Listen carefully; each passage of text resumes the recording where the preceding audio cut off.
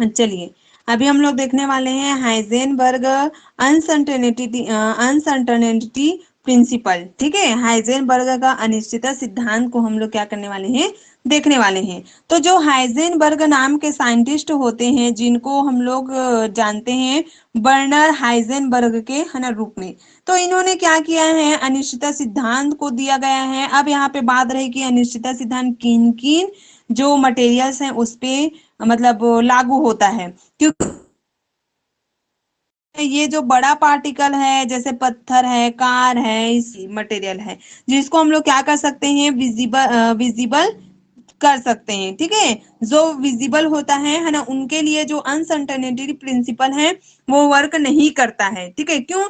क्योंकि बड़ा पार्टिकल है तो उनके लिए हम लोग उसकी भी आराम से इसके पोजीशन, इसकी जो पोजीशन है, ठीक है,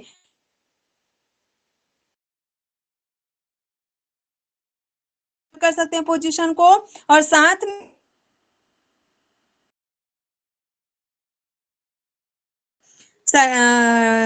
मेजर किया जा सकता है। मतलब दोनों को साथ में मेजर करना डिफिकल्ट नहीं होता है। किन के लिए?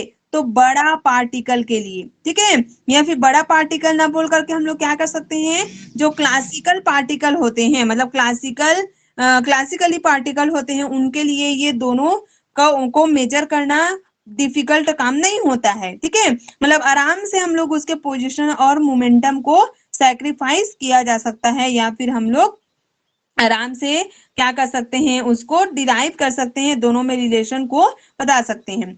अब बात रही कि ये जो हाइजेनबर्ग का अनसर्टेनिटी प्रिंसिपल है वो किन के लिए लागू हो रहा है, जब बड़े पार्टिकल के लिए लागू नहीं कर पा रहे हैं, है ना, तो ये किन के लिए लागू हो रहा है। ठीक है, तो यहाँ पे क्या करते हैं, जो ये हाइजेनबर्ग का अनसर्टेनिटी प्रिंसिपल होता है, जो पार्टिकल हमारे खुले आंखों से दिखाई नहीं देता है, ठीक है, जैसे ये मान लेता हूँ ये एक एटम्स है, तो एटम्स के अंदर में क्या होते हैं, नाभिक होता है, नाभिक के बाहर में बहुत सारे कक्षक पाए जाते हैं, उन कक्षकों में पाए जाते हैं इलेक्ट्रॉन। तो इलेक्ट्रॉन को हम लोग खुली आंख से देख सकते हैं क्या, अरे देखो वहां पे इलेक्ट्रॉन जा रहा है, ऐसे बोलते हैं क्या? नहीं ना। यहाँ पे इलेक्ट्रॉन इतने छोटे होते हैं, इतने विजिबिलिटी पार्टिकल होते हैं कि इसको देखना मुमकिन नहीं होता है। इसको हम लोग इलेक्ट्रॉन सूक्ष्मदर्शी माइक्रोस्कोप से ही क्या कर सकते हैं, मेजर कर सकते हैं।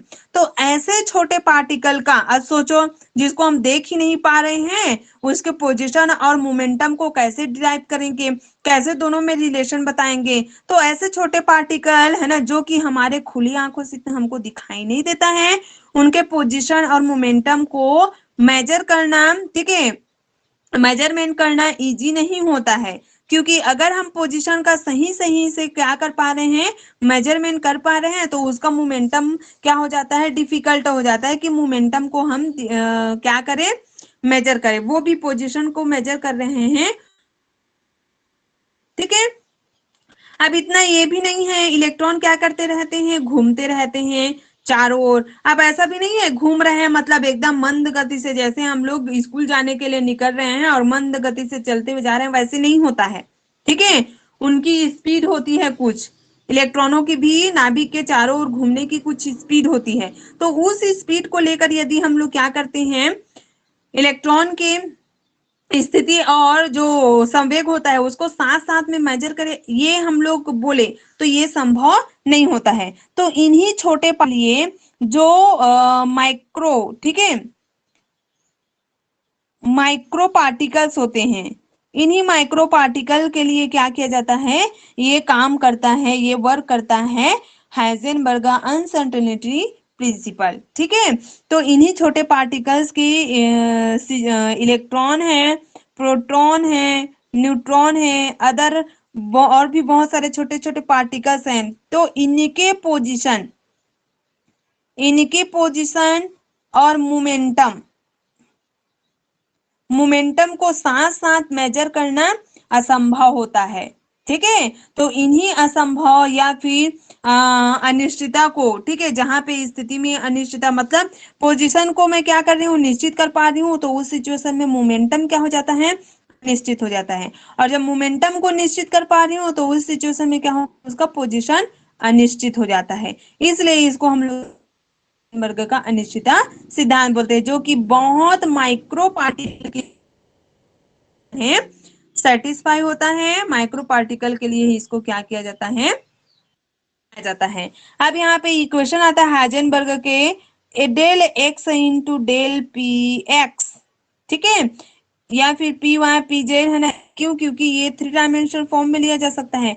तो इन दोनों का जो मल्टीप्लीकेशन वाला फॉर्म है वो किसके इक्वल प्राप्त होता है, तो एच क्रॉस अपॉन है ना 2 के 2 से वो कम प्राप्त होता है। मतलब यहाँ पे मैं इसकी वैल्यू को निकालूं तो 1.05, ठीक है, इसका वैल्यू होता है अपॉन 2, तो ये कितना मिलेगा हमको 0.552 ऐसे कुछ मिलेगा, ठीक है। अब सोचो इससे भी कम है ना, दोनों का जो मल्टीप्लीकेशन वाला फॉर्म है वो हमको प्राप्त होता है। इसलिए यहाँ पे बहुत ही माइक्रो पार्टिकल्स के लिए क्या नहीं किया जा सकता है, इनकी स्थिति को मापना और मोमेंटम को साथ में मापना निश्चित नहीं होता है। इसीलिए इनको हम लोग अनसर्टेनिटी प्रिंसिपल बोलते हैं, ठीक है। और ये बड़े पार्टिकल के लिए लागू नहीं होता है, ये केवल और केवल किनके लिए लागू होता है, छोटे पार्टिकल्स के लिए।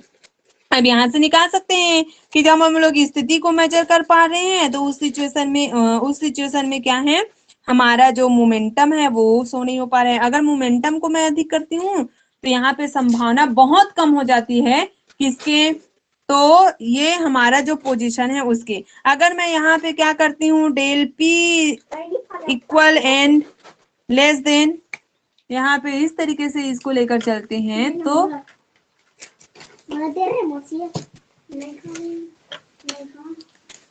यहाँ पे क्या होता है, तो यहाँ से ये क्या होता है, H cross upon del X, ये मतलब स्थिति को हम लोग बहुत ज्यादा संभावना जताते हैं कि इसकी स्थिति बहुत ज्यादा अच्छे से क्या किया जा सकता है, कैलकुलेट किया जाता है। तो उस सिचुएशन में मोमेंटम पी की जो स्थिति है वो क्या हो जाती है, अनिश्चित हो जाती है। तो ये होता है हमारा हाइजेनबर्ग का अनिश्चितता सिद्धांत, जो कि बहुत ही छोटे पार्टिकल्स के लिए ही क्या किया जाता है, इसको लगाया जाता है। और ये सभी जगहों में वैलिड है, ठीक है, हाइजेनबर्ग का अनिश्चितता सिद्धांत। लेकिन किनके लिए, तो ये माइक्रो पार्टिकल्स के लिए, ठीक है। नेक्स्ट वीडियो में हम लोग नेक्स्ट टॉपिक को देखते हैं।